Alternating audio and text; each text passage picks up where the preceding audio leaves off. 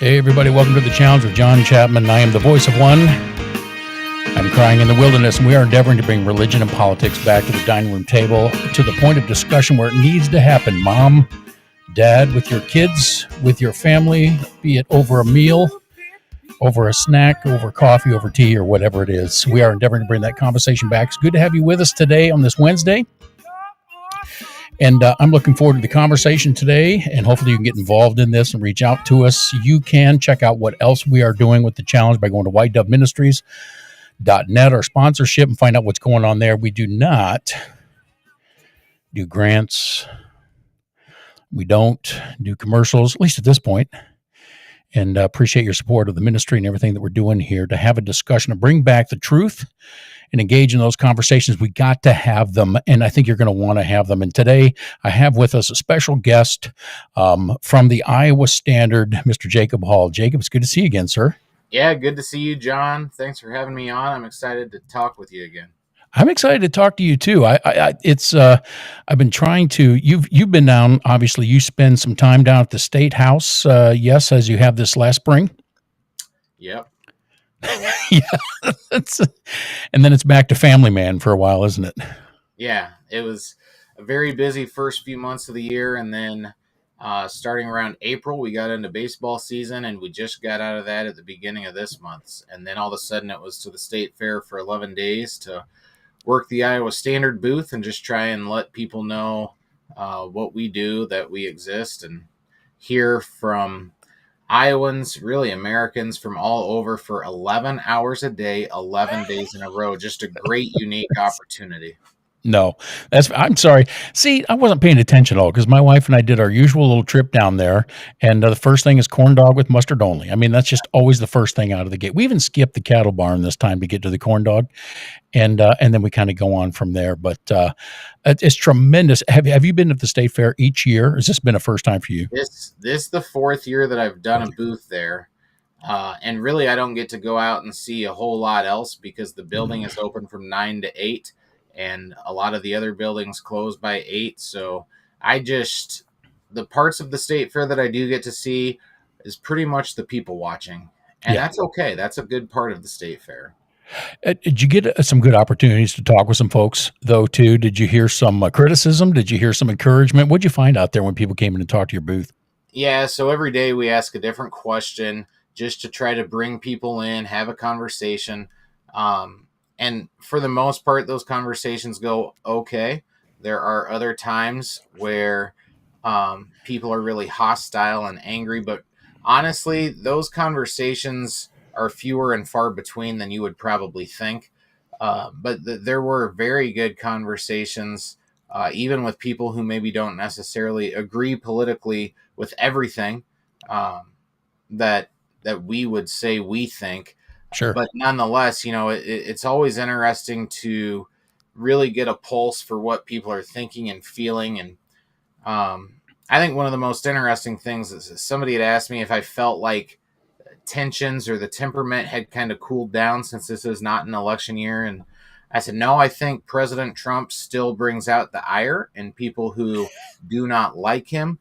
And actually, I mean, there's still enthusiasm around him. But I almost felt like there was a little bit less than there has been at the previous state fairs. Not a huge decline, but I guess just one of the interesting things was if I put President Trump's name in the question, it got a lot more responses than if I just kept his name out of it. And most of those additional responses were people who just wanted to oppose him. Even people who oppose him. I think one of the days the question was, is the media fair to President Trump? And there were a lot of people who said, well, no, but I don't like President Trump, so I can't really vote because I don't want to be seen as helping him. Oh, wow. Jiminy Christmas. Yeah.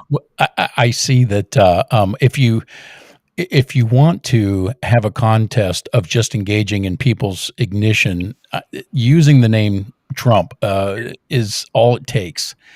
And some of what we're going to talk about here too today, I'm going to get to this here in just a minute, and some of the candidates that we have. I noticed the name Trump shows up on their websites it in every way, even liberally So apparently the name draws enough, garnishes enough attention that people use it to just engage in the conversations. I feel like he is still a unique individual as far as what has happened in politics, and continues to either polarize or at least mark an era of getting things done and differently than has been done in times past. That is absolutely for sure. We likewise we set up out at the Sweet Corn Festival in Adel, and we had a really excellent time out there. We weathered a storm that almost happened, but almost didn't. We got a little bit wet, but like you, got engaged in some conversations. We There was a few people that just didn't want to converse, and then there was a few people that got engaged in some conversations that I felt went really well, and I enjoyed that. Yeah. And I think, like yourself, I find you to be a reasonable individual, Jacob, where your ears are on and you're still, shooting straight. And I find that a broad scope of people like that, I think, for the most part. Yeah. It was, it's not something that happens very often because we just have had it ingrained in us that we can't have conversations like that when it comes to politics, and we can't actually converse, and we can't actually speak with somebody who we don't agree with, because we can't walk away just agreeing to disagree. We have to have these conversations for the sake of winning them as opposed to just having them. And I Right. do think that there's a lot of value in having these conversations. And if nothing else, it at least is going to sharpen your own self. You're going to be a more convincing person when it comes to speaking politically for having the conversation than not for having it. And it really doesn't make sense to me, the idea that we should only talk to people who already agree with us, because we need to attract people who don't agree with us. And there's a lot of people that like, they'll get super upset if I publish something from a Democrat. Like, why are you giving them space? Well, we get mad at the mainstream media because they don't make room for conservatives. So then we just want to treat them the same way that they treat us, that we're mad about. Like, that doesn't make sense to me. If you really believe your ideas are good and your opinions are right, you shouldn't be so threatened by the opposition that you think you have to silence it. And I think it's important that when people are willing to get involved in those conversations, I say, convince me. Give me some evidence or some ideas that would help me to lean towards what you're saying. And I think those conversations are out there. They are in front of us. I'm not sure that they're also in politics. I find like your everyday Joe, like ourselves, and some of the people that we converse with, like out at the Sweet Corn Festival. When you just got down to that kind of standard person, those conversations could happen. I think sometimes the political arena suddenly goes, well, now we got to talk different or act different, and I'm not sure that's always so wise either. But that's some about what we're going to discuss here today too. So, when I got a hold of you, and I'm really interested in some of the thought. I don't know if you've had. It sounds like you've been busy with the family, which proves you can be politically minded, caring, and be a father and a husband all at the same time. So you are a walking example of that. And but I don't know. We haven't conversed since this last spring some, and so I've been following just a little bit. Some of what's going on here as far as those candidates who are choosing to run for governorship for the state of Iowa in 2026. And I pulled up some of these candidates, and have you had a chance to dig in some? And some of these candidates you have maybe known or followed for a little while just because of the Iowa Standard and their taking in there. Have you had a chance? Do you got some initial thoughts before I go into some questions about some of these fellas and ladies? Oh, yes, I have some initial thoughts. So Brad Sherman, I know relatively well because he was in the Iowa legislature. He's also involved with like the Iowa Liberty Network, Right. former state house representative, pastor. Eddie Andrews is a 3-term Iowa House member, I believe, Republican. He also a pastor. He's been in the legislature for quite a while. And the thing I'll say about Eddie is that he does a really good job connecting with folks Mm. on a personal level. If you've been to the Capitol in the last 6 years and you've talked to Eddie, you certainly remember Eddie. And in terms of voting record, how conservative a representative is compared to how competitive their district is, Eddie has to be the champion for that, because he has a super conservative voting record while at the same time defending a seat that is very, very purple, if not maybe even a little lean toward blue. But he's a great candidate. Brad Sherman's a good candidate, great candidate. Randy Feenstra is our congressman from our district here in the 4th District. Yeah. Prior to that, he was in the Iowa Senate. I have written extensively about him. He is he's decided probably that the DC Congress lifestyle maybe isn't for him, and he's taking a swing here at governor, and he'll have a lot of backing, especially when it comes to money, especially when it comes from kind of that moderate establishment wing of the Republican Party. They'll line up behind him. Mike Busolo is a current state senator. He's just got an exploratory committee, just like Randy Feenstra has right now. I'm not convinced that Senator Busolo is going to end up running for governor, but for the sake of inclusion, we'll include him since he has the exploratory committee. And just last night in Pleasant Hill, Adam Steen announced he is running for governor, and he, as of yesterday morning, was the director of the Department of Administrative Services at the Capitol, so he oversaw a lot, especially in the few years that he was there, and he's going to run for governor. I actually watched his announcement speech that was held at a church in Pleasant Hill. It started with like 3 worship songs, and then a pastor at the church introduced him. It was a very unique campaign announcement. So you've got, this is interesting to me because one of the things that I find interesting is, and it's true of these, we've had Brad Sherman here on the challenge. We have had Eddie Andrews here on the challenge. Eddie represents in the district just north of me, and even though I live in the just south of his district, I've seen him quite a bit. Met him. He has even accidentally stumbled into our men's group because he thought there was a different meeting happening here, and I told him no politics, and I threw him out. No, I didn't do that. Actually, he was very, very kind, and we got a chance to pray with him. But the thing that's interesting to me is, now I was not aware of Mr. Steen. What's his first name again? Adam.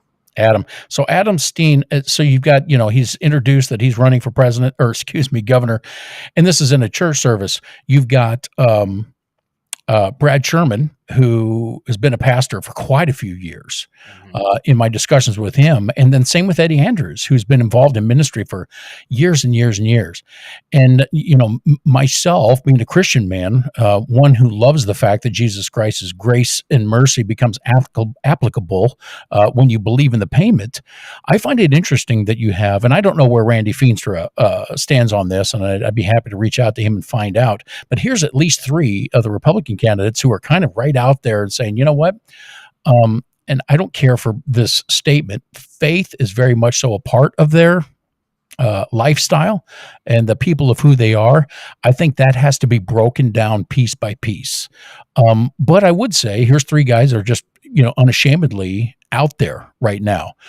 Now, honestly, do you think that, we've had a supermajority, the Republicans, have had a supermajority in the Iowa State House for some time now? But you've got 3 people who are not afraid to say, I am of faith, and have a history of it, particularly even involvement in ministry. Is that a strength, or could that prove to be also a weakness at this point? No, I think they're running as best they can with intent on trying to claim that Christian conservative lane toward the nomination. And I think for all 3 of them, it certainly comes across genuine to me. Of Brad Sherman, Eddie Andrews, Adam Steen, I know Adam Steen the least, but just watching his speech last night, as well as kind of Facebook stalking his profile recently, his son has an incredible story where he had a rare illness, and the doctor said he would likely never walk, likely never speak. Wow. And you could see him walk on stage last night. Wow. And that same son gave a 5-minute sermon, I believe, that's on Facebook and has thousands of views from Adam's page, and he just seemed very authentic when he talked about 15 years ago he basically, you know, devoted his life to Christ and decided he was going to become what he is today, and try to be used to further God's kingdom for his glory and all those things. And it seemed authentic. Obviously, as a conservative voter, you there's always a skeptic in you that's like, okay, well, show me, don't tell me. And then he went on to talk about how he refused to allow an all ages, family friendly drag show to take place at the state capitol. He is being sued by Satanists now because he did not allow them to have their satanic Temple of Iowa, whatever it was, displayed just this last December. So Right. he's obviously got some credentials there when it comes to fighting the fights. Eddie Andrews, I don't have to reiterate. Brad Sherman, I don't have to reiterate. Brad Sherman, I will say, and I think it's worth noting, he's the only one of these candidates who was running for governor before Governor Reynolds decided not to. Yes, he was. So I think that should mean something to someone. And each voter can kind of decide what it means to them. But I do think there's something to be said for running for the position, regardless of who you're running against. If you truly feel called to run for that office, whether Governor Reynolds sought re-election or not really should not have depended on whether or not you answered that call. Right. And he stands alone in that. He made that he truly does in doing so. And, you know, kudos to him for stepping out there. Eddie, I had no idea, you know, and I've spoken with him several times. He alluded nothing to the fact that he would be running for governor. And Mr. Feenstra, I just didn't know him. I didn't follow Randy at all. And so, you know, he's in there and I just kind of consider that, all right, you're kind of getting your baseline Republicans in there. Now, Adam Steen, Andy Steen. I want to make sure I get Adam. They all have their fingers in this race. Now, and I'm going to go back to the fact that this is still somewhat of a Trump era. We've got roughly 3 years left or so on his presidency. And I don't know what impact that's going to have on governorship, nor do I believe it should have a huge impact necessarily in governorship. But here's something that I'm noticing. I noticed that Brad Sherman connected himself immediately with President Trump immediately. I'm over here on Randy Feenstra's site, and he has connected himself pretty immediately with Trump. I don't necessarily, it's not that he hasn't as much. I don't pick up on that as much with Eddie Andrews, and I wasn't there for Adam Steen making his announcement if there's any connectivity or there. But I'm going to tell you, this is just my opinion. I'm going to throw it out there to see if you have a thought about this. You can connect yourself with Trump. There's only one kind of person like Trump, and I'm not sure that I've seen yet what I would call that if you're going to connect yourself with such a guy, I'm not sure that I've seen its duplicate or its equivalent in Iowa. Mm-hmm. And so I have some concerns about connecting oneself with Trump and then go back into what I would call regular rigmarole politics. Do you think that in the state of Iowa, when this governorship comes up, because we've got Rob Sand in here too, and I want to talk about him a little bit here today too. He's an enigma to me. I'm like, oh my gosh, maybe I could vote for him, and then I sit back and go, yeah, but maybe I haven't pulled the curtain back, and I have my reasons why I'm pretty concerned about that. And yet there's even conservative talk show hosts here locally who kind of go, hey, this guy's done a great job across the board and what he's done. And even Rob Sand uses Trump. When I first went to his site and he's like running, he's like, guess what? You know, this is a Trump state and I won my position in it. And I'm like, that's not saying you agree with Trump, but that is aligning yourself with his name. And so everybody's trying to put forth a little bit of a foot by saying that. Mm-hmm. Are we seeing a new era in governor type when running for this, or are we going to fall back into the same old again? Do you see anybody that's going to hold true to this idea federally that we've got, where the Iowa is going to hold fast to to that kind of radical, I don't know what to call it. Trump's his own, he's his own thing. Are we going to see that too? Or is it just going to kind of become the norm, politics back into it again? It's definitely the moment that we're living in. Anybody who's running for office wants Trump's endorsement, and they probably feel like if they can get Trump's endorsement, they'll win the primary. And in Iowa, you like to think if you win the primary as a Republican, you basically just won the general election. Right, We'll see right, what right. happens. Brad Sherman is the only candidate running for governor. Well, I guess with Adam Steen adding himself to the mix, I don't know 100%. I don't think he ever endorsed anybody before the caucus. I could be wrong. Brad Sherman was very much front and center, a endorser of President Trump before the caucus. I would argue Randy Feenstra in the field is the least MAGA of any of the candidates. Certainly didn't endorse Donald Trump. Teased that he was going to endorse somebody, but he never did. Prior endorsements, he's just not necessarily that MAGA guy. Randy Feenstra is not. He had DeSantis, Vivek, Nikki Haley, a couple others at an event at Dort. President Trump was not there. If you go through Randy Feenstra, it's kind of the same with Joni Ernst. If you go through their social medias from the caucus season, you'll find them with Tim Scott. You'll find them with Nikki Haley. You'll find them with everybody who ran for president except for Donald Trump. But now that they're running for re-election, they're quick to put them and President Trump on a palm card and make it look like they're this MAGA candidate that they just aren't. Eddie, I believe, endorsed Vivek. Now, I will tell you, I don't think I'm breaking anybody's confidence with this, that I have been told Eddie met with members of Trump's team in D.C. When he was trying to decide to run for governor, and he was encouraged. He at least was not discouraged from running for governor, if not encouraged to do it. And Adam Steen, like I said, last night in his speech, he talked about how a year ago he was watching on TV and some lunatic shot President Trump and his heart sank and he got angry, but then he saw President Trump get up and he said, "Fight, fight, fight." And he said, that's a dude that I'll go and fight with every day.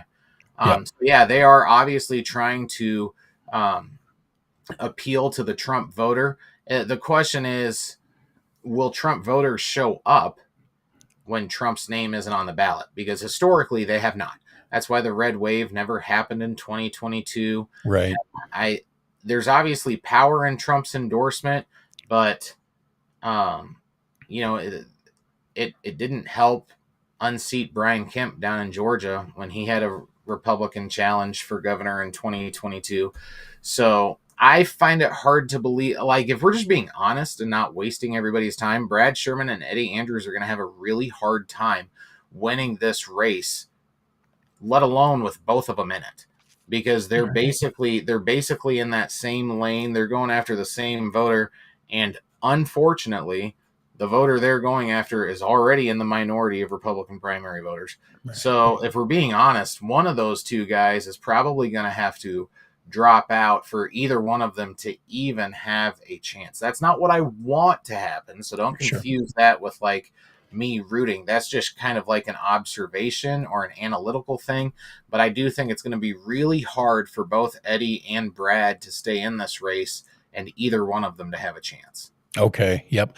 And I can see that, this is as long as I've been doing this on the podcasting, I've not followed or seen what those numbers do when people are starting to run. This is why I really appreciate yourself coming on, who's been taking a look at this. I think people, when they listen to this podcast, I want you to hear what's being said, because I think this is pretty clear analysis of experience and then watching, what these politics do.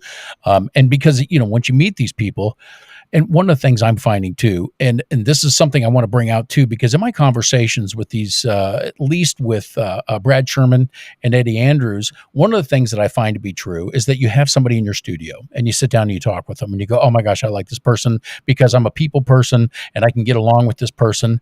But I'm not going to lie. And both of the conversations that we had on the podcast, I had giant question marks come up and I'm going, okay, now wait a minute here. And how do I separate What I wouldn't agree with the person of them, because how many times do you hear when somebody, gets voted for president and then somebody gets to meet the president and they go, look, I don't care what your politics are. If you just got to meet them, yeah, but at the same time, you got to know what your politics are, and you better know where you're rooted in faith, because what I'm finding is other people who are in Christ have different priorities. Mm. And just because I'm in Christ and they're in Christ, or perceivably, and I don't attack anybody. If somebody says, you know what, I'm a Christian, I take them at their word. I think that's the best possible way. I think you just sit at that and go, okay, you say you're a Christian, I say I'm a Christian. Let's start from our conversation. I'm not going to challenge your faith or the saving work of Christ in you, but let's talk about the ideas. And those things come up. And I think I'm just going to say this to any of our listenership. You might know the person, and I've been meeting the people, but you still have to look at the policy, and you still have to look at the politic, and you have to pay attention to that, because they are good people. And Rob Sand, I've never met him, and I hope to. Might be very well a good guy. He talks about hunting with guns. I never hear him talk about self-defense in guns. And we got to pay attention to that. I hear he's from the Norway land of where I went to college in Decorah, and that's a very soft serve, kindly, friendly, everybody's smiling, and that's wonderful. But that has its drawbacks too, and you have to be careful about that too. Whether we have what's going on right now with when you say one or the other is probably going to have to drop out for the other's sake, and we get that, because not everybody gets to run. Eventually there's going to be somebody who's going to pony up as the candidate. Republicans are going to rally around that person. They're going to come around.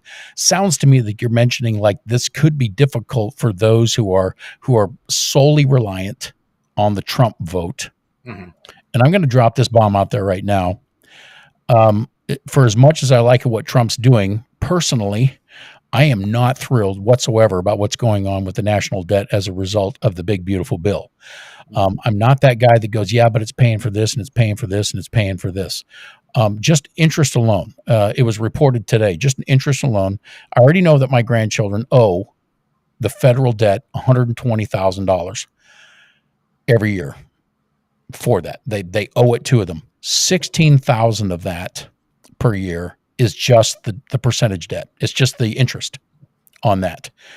And nobody's talking about that yet. And I'm already concerned when people like I'm going to speak to Eddie Andrews here for a little bit when he talks about building programs and things like that. I already get a little resistant. Now I know he's saying we got to eliminate property tax, and I'm like, bro, that is bold. I'm with you on that, on eliminating the whole property tax idea. We went up, listened to him speak along with Boozlow up in Ankeny, and listening to them both speak was kind of interesting. I think you got two different types of individuals there. Mm-hmm. And but who is going to look at Iowa and say, and stop saying, well, there's things broken, we got to fix it. I don't care what party you are. I think we should stop using that. I consider that ridiculous terminology. But if we're going to continue to tell people what benefits they're going to get by the way we're going to spend the money, I have a problem with that. And I'm still looking for that conservative that comes up and goes, you know what? It's time to still stop spending where we shouldn't be spending. And we need to maintain that ideal in Iowa and not obtain votes by how we're going to spend the money further in areas we want, but still say, because I'm that ultra conservative. Do you think that's going to play a factor in this, or is Iowa going to come out and go, nope, I'm a Christian, spend it for us? Because that's what I'm bumping into now that Trump's been into this. They're like, well, now that Trump's in, it's righteous spending. And I disagree with that. Where do you you know what I'm saying? Where do you think the reality of the situation is, I believe he added $7 trillion to the debt his first term. I could be wrong on that number, but I know it didn't go down. Right. And maybe the argument is that, well, it could have been higher if a Democrat were president. Right. Well, let's stop pretending like it matters which party is in power, because you don't get $37 trillion in the hole by one party doing it. Like, it's pretty bad. I think the problem with that is I just don't think people can even grasp the magnitude of it. I don't think people have any understanding of what $37 trillion looks like. Yep. In terms of you owe that to somebody somewhere. But you are right that there are people who are defending it because it's done by President Trump. Thankfully, at the state level, it's state law that they can't They can't spend more than they take in. So they're already kind of constrained to the budget that way. But I will say, like, the state of Iowa's budget's almost $9.5 billion every year. And for a state of 3 million people, that sure seems like a lot of money. And it doesn't look to be going down anytime soon.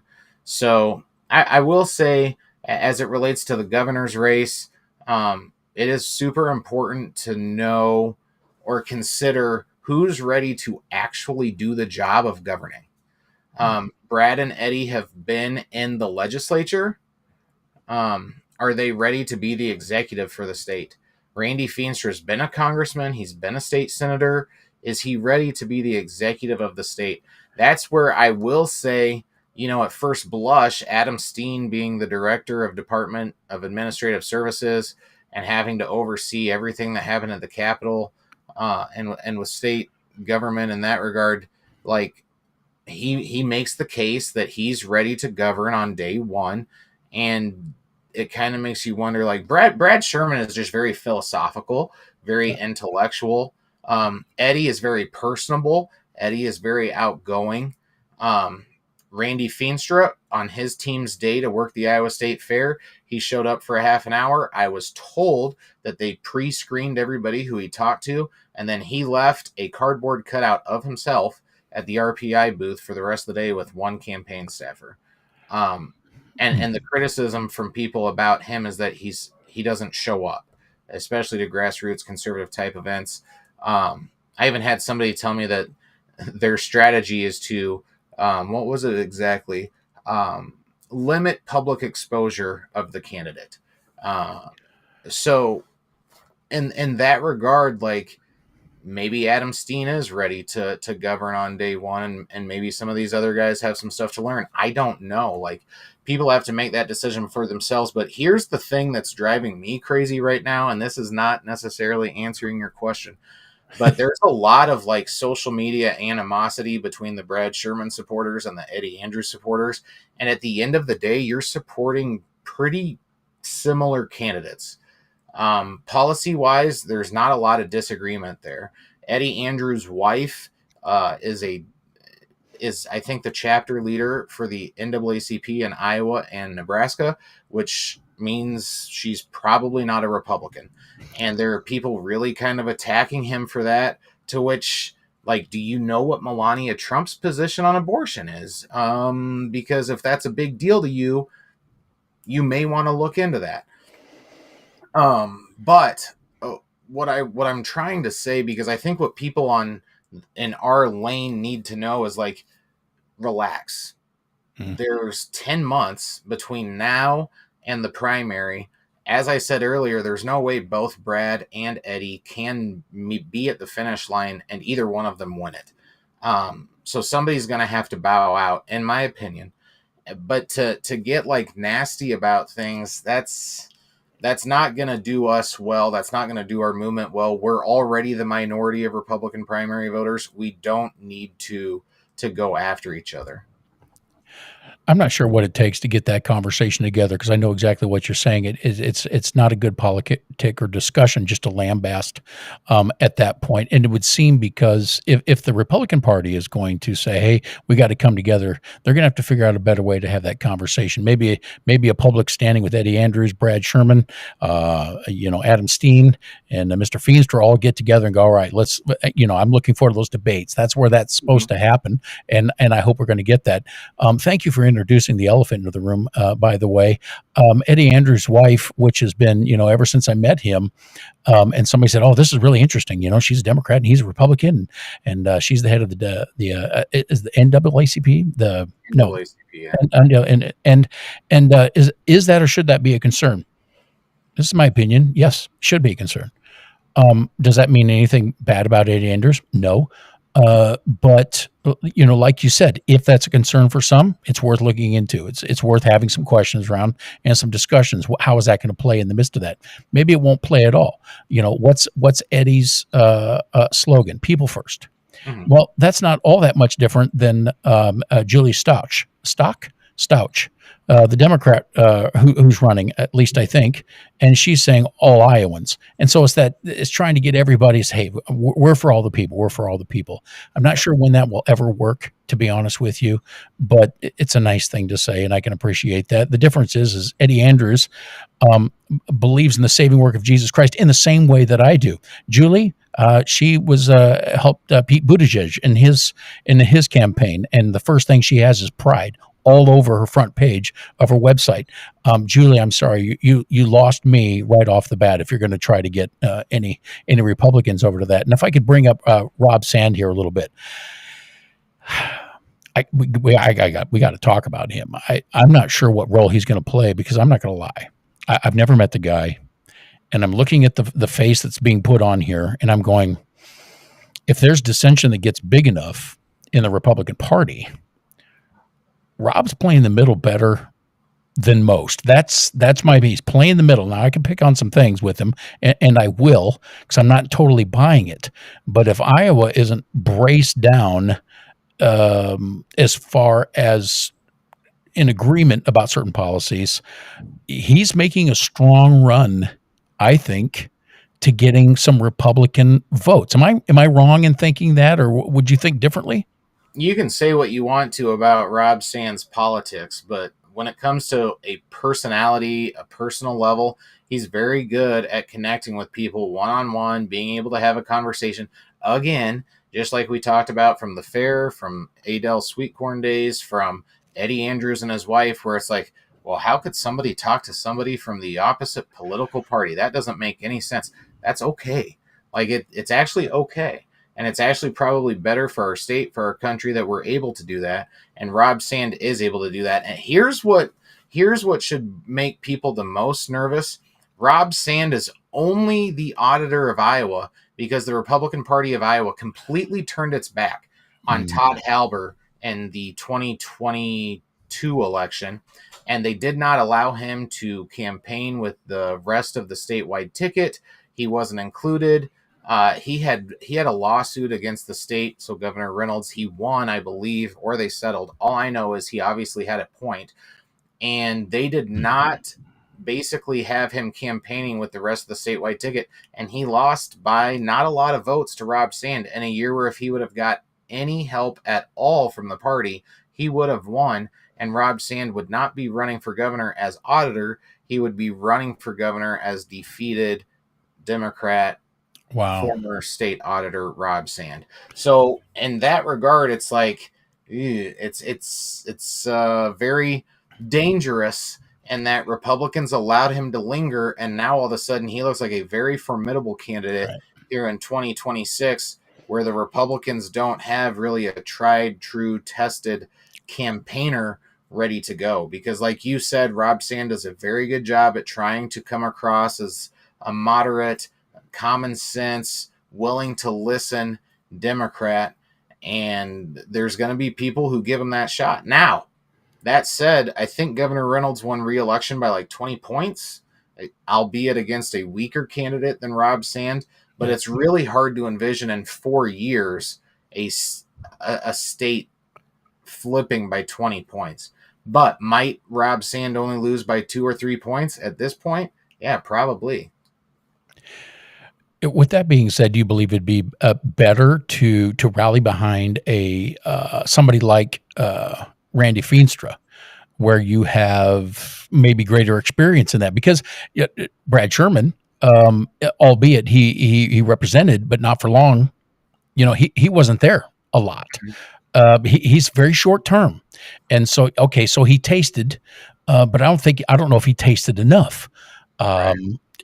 Eddie Andrews, if you live in Iowa and you don't know who Eddie Andrews is, you're not paying attention. You could. I would ask people about Eddie Andrews, and he doesn't represent them at all. And they go, "Oh, well, yeah, I've heard of Eddie Andrews," and he does. He relates to people. He's always done well about getting right on the ground with people. I know he even meets with small groups of people about things like that. So, where does Randy Feenstra play into this under this dynamic that we're looking at right now with Republicans coming in? I think Randy would struggle a lot to rally the base, to connect with voters on that one-on-one level, and to really just be like a person. Like Eddie does a really good job at that, um, connecting with people. And I just think Randy would have a hard time as trying to be that cheerleader. Let's go get them, everybody. Rally for the Republican Party. Show up and vote and do all the things that you're supposed to do. That Governor Reynolds has really been really effective at doing. Um, just based on the video that I saw last night from Adam Steen's speech, he did a good job. He had a good presence. He had good energy. Um, I think that goes a long ways, and that is something that we have to consider when we decide who to support in this primary. Is okay. Not only are they the most conservative person in the race, but can they, like, what's the path to victory against Rob Sand here? Because there are people who are conservative and say, like a Brad Sherman, he's too conservative to win. He's too philosophical. He's not exciting enough for the moderate middle of the road voter, which, for better or worse, you talked about President Trump earlier. Politics is now entertainment. Like, you also have to be able to lure people in with your presentation, and that might be a concern for some other people too. So I think ultimately it's going to be good that we have these 4, maybe 5 Republicans running in this primary, because it should be competitive, especially between Randy Feenstra and one of the other 3. And whoever comes out of that is going to come out of it a better campaigner than they certainly are at this point. I think it will be fascinating, not necessarily to see who wins the governorship, because I do think Republicans will win it by about 2 points. I think the interesting thing will be, how does it play down ticket on those state legislative races? Because if the Republican nominee for governor is not that exciting, and the Democrat nominee for governor is exciting and is attracting people in the middle, what does that look like then in those other races? Right. I, I, you know what? I have not been in this long enough to think like you do, man. I'm listening. Because the way this plays out, if you think the Republicans got this by 2 points, I'm just going to settle down a little bit. I'm going to calm down about what I'm seeing in here, and I hope the Republican mindset doesn't blow it. I pray the independents remain independent, and I pray that they kind of keep their minds on those things that are important. I have learned that my local politics in Iowa is more important than my federal politics. Mm-hmm. And I think if we ever have anything like, mandated shots and all these kind of things happen again at the federal level, we see that it's very important to have somebody at the state level be able to stand, and I'm going to say, in opposition to what the federal government does. And I think if you start aligning yourself too tightly with the feds, you might have some problems down the road just a little bit. There is some endorsements that came that I find very interesting. And the reason I want to read these is just because I think it plays into the conversation. Brad Sherman seems to have a lot of state representatives and senators who haven't been there very long. I'm not going to name all their names, but they're listed as and those that endorse. Sam Clovis, U.S. Department of Agriculture, has, I guess, endorsed him. Now, when you get to Randy Feenstra, this is interesting to me because Joni Ernst, it says here, has endorsed him. I'm not sure that plays well either. I think Joni's struggling the way it is, and Marionette Miller Meeks, who is, full on excitable. At least I saw on Facebook when it came to the big, beautiful bill. I didn't see another face show up more often on Facebook in regards to pushing for that. But that, to me, shows again kind of the standardized, the old school partyism that might be struggling a little bit. But I don't see anybody who has endorsed Eddie Andrews yet, and maybe they have, and I'm just not finding it in my research. Rob Sand, I don't think should accept the endorsement from Tim Walz. I think that'll ruin him. But apparently Tim Walz is endorsing Rob Sand, and maybe that's a victory for the Republican Party, because I don't know too many people. It's like, oh yeah, then maybe I will go with Rob Sand. Right. Yeah. The reality is, what I would say is endorsements really don't mean much. Okay. They don't. Unless the person knows the person personally who's doing the endorsing, most people really do not care. Most people don't even know who their own state legislator is, let alone who their own state legislator is endorsing for governor. So it's just one of those things I think that people do because it's nice to get some headlines out of it. It's nice to be able to use for graphics on social media to say that you're endorsed by, fill in the blank. But in reality, if it's not Donald Trump, I don't think it matters, because you still have to go through and do the work. It's just, look at all the endorsements Ron DeSantis had the last caucus cycle. I'm pretty sure DeSantis had more legislator endorsements than Donald Trump had. It did not matter one iota. Governor Reynolds endorsed DeSantis pretty vocally and was pretty strong in her support for him. It did not matter. I think what's really going to matter is who can convince people they can win, who's energetic, and sadly, again, not what I want to happen, but what I think will happen, it will come down to who has the most money. And that's where Randy Feenstra's big advantage is going to be, is he's going to have millions of dollars at his disposal to allow them to limit his public exposure and just send mail, just do radio ads, do TV ads. And that's how he won the seat in 2020 against Steve King, that along with COVID voting protocols. And I don't think that's going to change. He struggles a lot. If you go back and watch a debate from that congressional primary, they were allowed to participate in person or via Zoom, and he clearly chose to participate via Zoom. And you can tell he's just reading words from above the camera that he was looking into. Like it's going to be a struggle. And if Republicans nominate him, it's going to be really tough to beat somebody like Rob Sand. That's where I think Adam Steen, the way that he presented himself last night, if you haven't watched his speech yet, you should go back and watch it, listen to what he says, and really think, okay, like because here's the deal, like if Eddie and Brad combined, and you had Brad's, this is going to sound really bad, I'm not saying Eddie's not smart or intelligent, but you had that philosophy combined with Eddie's personality and presentation and delivery and ability to connect, like that's a strong candidate. Usually you don't get all those things put together. Last night, from what I saw from Adam Steen, he did a pretty good job with his energy, with some depth and some other things. Now, that's an initial observation. I haven't researched it. I had a 15-minute phone call with him today to try and pick his brain a little bit, just to see the fact that he even took a phone call from me tells me something. Because there are some Republicans, this might shock you, who would rather not talk to me. That's why I remain independent, so that I can talk to you. Right. So I think that the endorsement thing is going to work itself out. I really don't think it matters that much. What people will pay attention to is fundraising and can you win? Because ultimately, everybody wants to be a part of a winner. And sometimes you have to show people you can win before they'll be willing to help you win. And that's the challenge ahead of Eddie Andrews and Brad Sherman and Adam Steen right now, because Randy Feenstra is the odds-on favorite. I mean, if the election were tomorrow, I would predict Randy would win the nomination with like 65% of the vote. Wow. I'm not sure what to think about that, just because I haven't been paying attention to Randy Feenstra that much. But Adam Steen, this is going to be one I think is going to be worth keeping an eye on then, because of experience coming in on this, that he's not of the Feenstra camp in the sense that he's coming from a little bit more of an independent idealism, if I can say it that way. And we'll look forward to more what happens. How many months are we out again until this?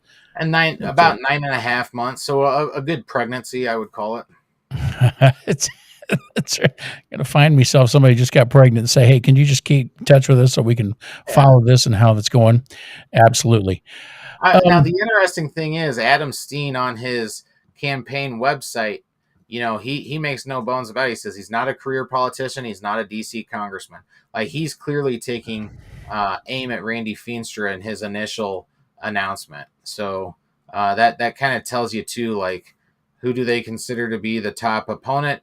Well, whoever they're kind of going after and whoever they're trying to, I guess, chill or cool in their messaging. And that certainly is Randy Feenstra for Adam Steen. Well, maybe that shows something to target, but I don't. I'll be curious to see how Brad Sherman responds Hmm. to this. When I say that, I mean how they continue to take action in regards to their own campaign. We'll be interested to see if Eddie Andrews takes any different steps in what he's doing, or just kind of sticks with it from that standpoint.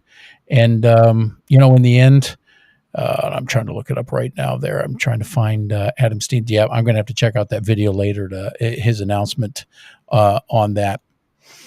And I guess that's where It's we're at. really something. I think you'll find it interesting. Just, I mean, in terms of, there's some people like, just being honest again, because this isn't a 2 hour long. This isn't Joe Rogan, so let's just get to the point.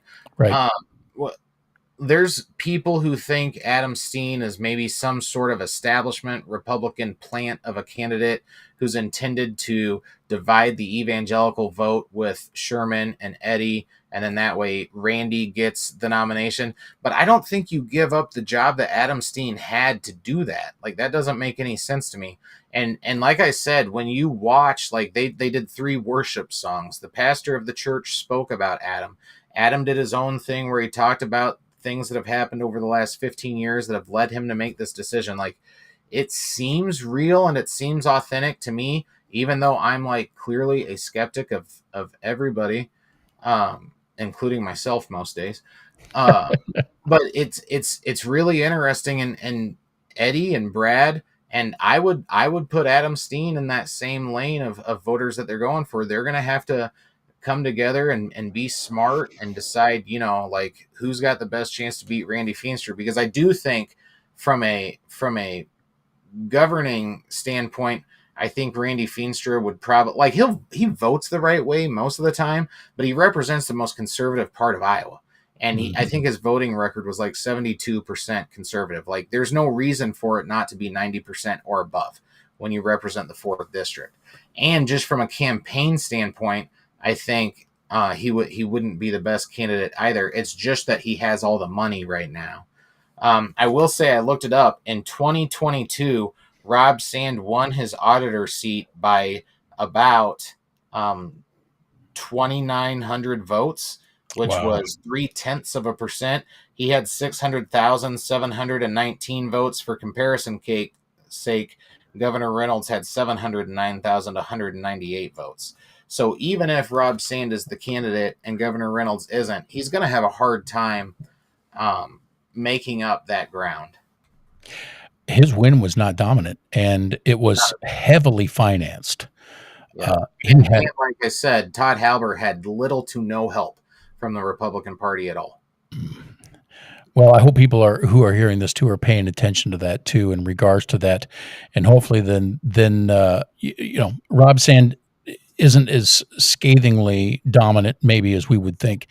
I pulled up, this is from iowacapitoldispatch.com.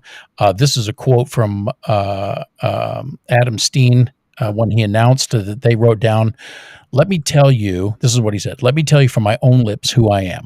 I am the faith guy. I'm a Jesus guy. I'm a make America great again guy. I'm a common sense policy, America first, people first guy." I'm looking forward to digging in to see how that holds fast. I was at a Republican conversation. Let me say, I won't even disclose this individual who she vehemently said, "I'm a prayer gal. I go to a church where we pray and we seek the Lord, and we find out His will." And also dominantly said, "I believe in debt, and I believe our children of the next generation don't have the intelligence to run this country." So I hope, I say that to make my own point. I'm a skeptic when somebody will even say I'm a Jesus guy. I'm a skeptic even when somebody will say I'm a faith guy. That is fine. And like you, we look at the substance and we look at the things that, and voting records and things like that. And so I want to encourage our listeners too, that just because somebody says, "Hey, I'm a follower of Jesus," keep looking at the record, keep looking at what they're doing, and hold fast to, the Word of God yourself. Especially for our listeners on this, you got to hold fast to that and keep putting that up about where you believe the holiness of God puts a value in you and against that Word. So I'll be curious to see. And hopefully that can, and that's just a small clip of his. And so we'll encourage our listeners to go to that and check out that speech there. I also want to, too, as we have a little bit more time and I want to give you a little bit more, anything else you want to plug in there. I want to encourage people, go to the Iowa Standard. Get information from the Iowa Standard, continue the way the information, but this has been a relentlessly good resource for Iowans, a relentlessly good resource for just considering what is going on out there. And to me, it's been the source to finding out. I had no idea that was going on in the state of Iowa. Why isn't anybody telling me this? Be it from national to local. We appreciate what you do, Jacob Hall, there at the Iowa Standard. I'm going to let you have the last word before I kick on the music here. Anything else you'd like to say to the listeners of the Challenge podcast as these next 9.5 months ensue? No, I would just echo a lot of what you said about what you do with the Challenge podcast, John. It's not always like the most rewarding thing in the world to do what we do or to talk about what we talk about, but you do it because you feel called to do it and you feel like that's sort of your duty. And it's just your way of trying to contribute something positive to this otherwise very, very dark place in the world called politics. And I think that's why we both do this. And ultimately, Reagan said, trust but verify. My favorite college professor told me, if your mother tells you she loves you, check it out. Like a journalist, you just have to get confirmation on things. And as voters, that's what we have to do. Don't vote for somebody because they tell you they're someone. Vote for them because you know them to be that someone that they tell you they are. And, if you think, boy, we get really crappy representation, well, we kind of get the representation that we deserve because we vote for it.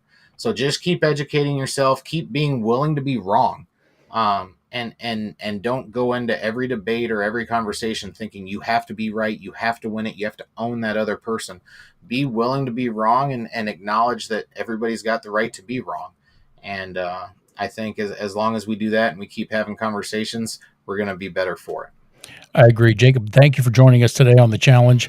I want to thank all of our listeners for joining us today for this podcast. This is good information. I also want to encourage you in the same way, be it politics, be it the scriptures, be it whoever's preaching. We say it even at our own ministry. If you've heard it preached, my goodness, get into the Word of God and verify what's being said. Because in the end, no matter how you voted, and no matter what church you went to, we will all stand before, yes, a loving, but a holy God. And Lord have mercy that without the blood of Jesus certainly covering us, we will never make it into the kingdom of heaven. And without verifying, it certainly makes it difficult to be effective for God's glory and then to have an impact that I believe is necessary and needs to be done from a believing community, even within the politics and in our family. God bless you, everybody. I want to tell you and encourage everybody, put away the gods of your fathers and choose this day whom you will serve. As for me and my house, we will serve the Lord. Everybody have a good week. We'll see you later.